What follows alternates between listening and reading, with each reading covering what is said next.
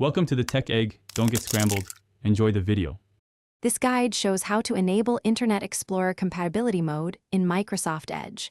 Use Microsoft Edge version 77 or later for Internet Explorer mode. Open Edge//settings/default browser to change the default browser settings. Toggle the required option to allow sites to be reloaded in Internet Explorer mode. You must restart Edge after toggling IE mode to apply changes. These steps let legacy web apps load with IE behavior while keeping modern browsing intact.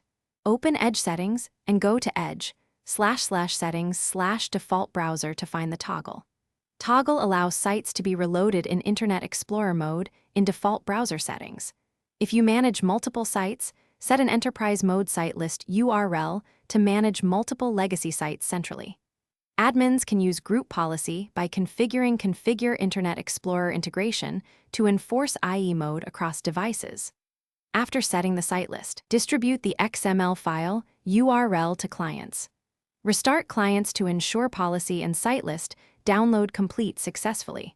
Navigate to a legacy site in Edge to trigger compatibility needs. Open a legacy site, click the three dots, and choose Reload in Internet Explorer mode. You can set a site to open in IE mode next time with a checkbox on the reload prompt. Test the legacy functionality and use developer tools to diagnose rendering and script differences.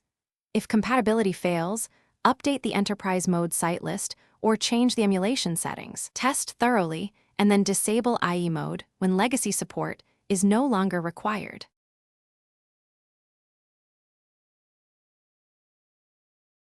Thanks for watching. Consider subscribing if I helped unscramble your problems.